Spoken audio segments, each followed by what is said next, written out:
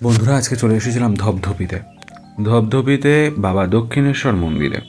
আমি কোনো blog video বেশিরভাগ বানাই না, আমি নর্মালি শর্ট ভিডিও বানাই। আর তোমাদের অনেক অনেক ভালোবাসা পেয়েছি বলে অনেক ধন্যবাদ।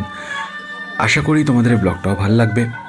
এসে গেছিলাম পয়লা মাঘে বাবার জন্মদিন উপলক্ষে বাবাকে দর্শন করতে, কিন্তু বাবার এই দিনকেই অঙ্গরাগ হয় এটা আমার জানা ছিল না। মন্দিরের সামনেই দুটি রয়্যাল বেঙ্গল টাইগার বসে রয়েছে, আর এই যে হলো হাড়ি কাঠ। বাবার কাছে এখনও বলি প্রথা বর্তমান আছে। বাবা তখন অঙ্গরাগ করছিলেন।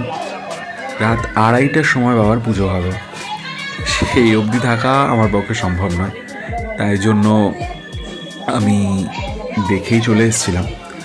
ভবিষ্যতে যদি বাবার কোনোদিনও কৃপা হন তাহলে অবশ্যই আরেকবার দর্শন করতে যাওয়ার ইচ্ছা রইল। এখানে বহু রুগীর রোগ ভালো হয়।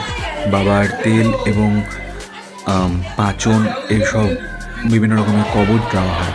যদি সম্ভব হয় একবার অবশ্যই বাবার কাছ থেকে ঘুরে যাও। টাটা।